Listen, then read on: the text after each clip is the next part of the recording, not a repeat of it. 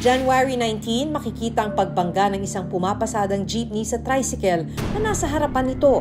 Pagkabangga, sunod na inararo ng jeep ang e-bike. Sakay ng e-bike ang 2 taong gulang na bata na si Sandra. Nasawi ang bata matapos mabagok ang ulo. May nagbalita po ma'am sa akin na yun nga daw pong anak ko kasama po dun sa aksidente na nangyari. Kung isa ko pong anak ay siya pa ang pinakamalala. Basta dating na lang po namin sa medical hospital, inire-revive na po ma'am siya. Kailangan na rin daw po ma'am namin magdesisyon kasi masalo po ma'am talaga siyang mahihirapan.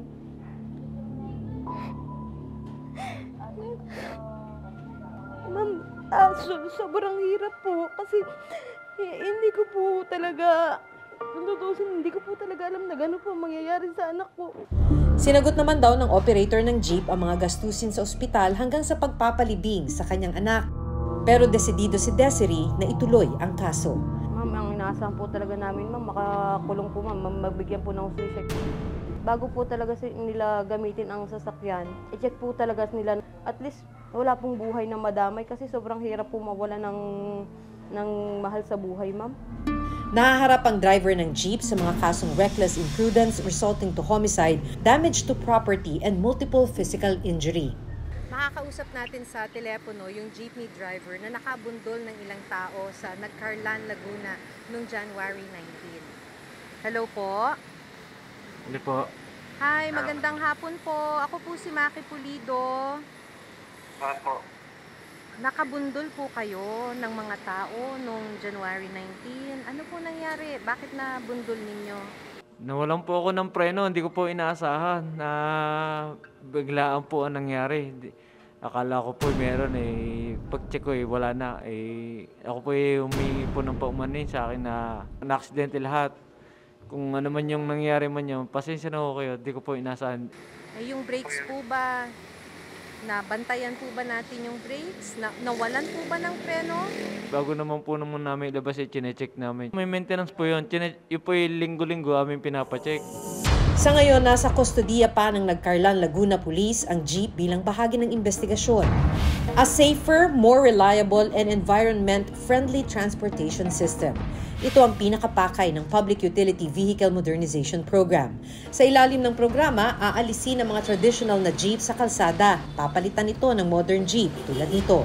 Kailangan ding magpamiyembro ng driver sa isang kooperatiba o korporasyon na siyang bibili ng modern jeep.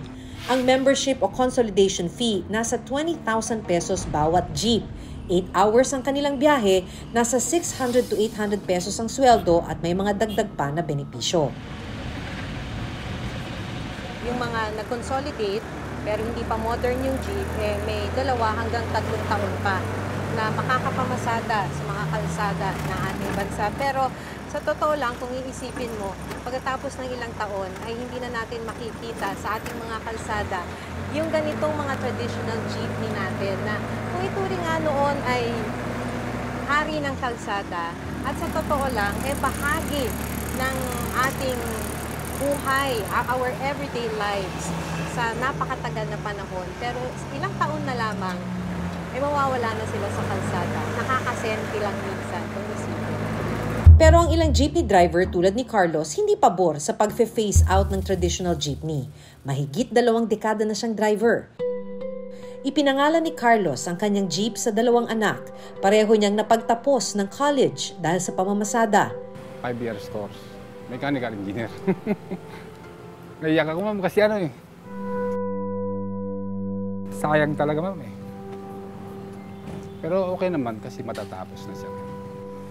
Kasi ma'am, mahirap lang ako Nagpursige ako kaya proud ako sa mga anak ko. 3 taong hinulug-hulugan ni Carlos ang jeep na minamaneho niya sa halagang 18,000 pesos kada buwan. 2022 nang mabayaran niya ito kaya naging ganap siyang solo operator driver. Pero dahil hindi pa siya nagpapakonsolidate sa kooperatiba, nanganganib itong mawala. Kasi sabi nila, sa driver 800, 750.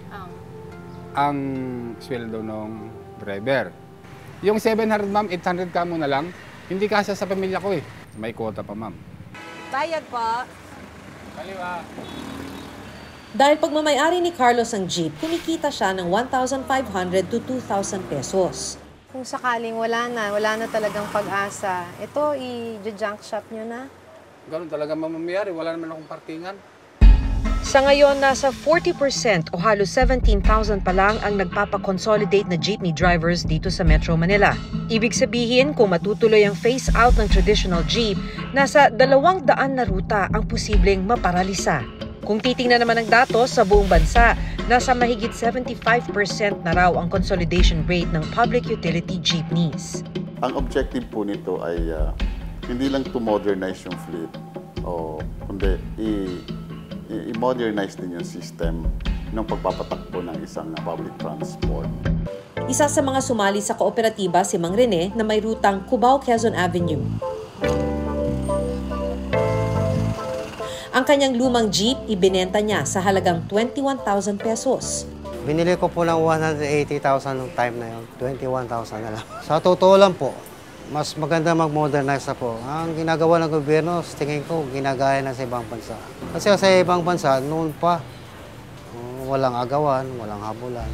Nasabi niya ito dahil 13 taon siyang nagtrabaho sa Japan bago maging driver sa Pilipinas. Dito raw siya namulat sa magandang sistema ng public transportation. Gumamit ako ng bus po doon araw-araw pag nagtrabaho po ako. Para kang tao sumakay. Doon, kung saan yung sakayan, doon din ang babaan. Kaya mas maganda darating sana tayo doon balang araw. Wala nang dadampot kahit saan, wala nang bababa kahit saan, mabawasan yung traffic natin. 600 pesos ang sweldo niya kada araw. At para makakuha ng karagdagang incentives, kailangang makumpleto niya ang 3,500 pesos na quota. Alam mo, nakakalahati na po ako. Sana nga makakota ako ngayon ulit. Pagtapos ng biyahe, niremit agad ni Mang Rene ang kita. So, tingin mo Karen, magkano na? 2,470. 2,478. So, konti na lang kulang ko. Na? Sana umabot. Pag naka 4.8 ako, may 300 ko ako. Pwede na inibre. Oo, pwede. Oo, yeah. Nitong January 24, inanunsyo ng Malacanang ang extension ng deadline ng consolidation para sa mga PUV at PUJ hanggang April 30, 2024. Ito na ang ika-6 na beses na pag-extend ng LTFRB mula noong 2017. Ang tanong, lahat ba ay makakasabay sa programang ito? Paano ang mga driver na mawawalan ng trabaho? Ang modernization program po ay hindi kailanman namin kinundina. Ang kinukundina po namin ay yung mga resikitos na nakapaloob doon sa programa. Dahil ang lahat ng mga resikitos ay hindi po angkop sa mga maliliit na driver at operator. Ang hiling namin ay yung makamamayan na programa. Doon sa mga kung may mga displacement na mangyayari pa, may mga social support naman po yung ating pamahalaan. Ayaw sana natin na magkaroon ng maraming displacement kung hanggat maaari. Sa ngayon po, yun po yung part ng component din ay mayroon pong social support dahil may mga scenario na magkakaroon talaga ng part na may mga displacement na mga routes. Hindi masama ang pagbabago, lalo na't kumpara ito sa kaligtasan at ikauunlad ng bawat mamamayan. Sigaw po natin ang laban ng chopper! Pero sa proseso, mahalagang marinig ang mga pangamba at hinaing ng sinumang maaapektuhan. Ako si Maki Pulido at ito ang Reporter's Notebook.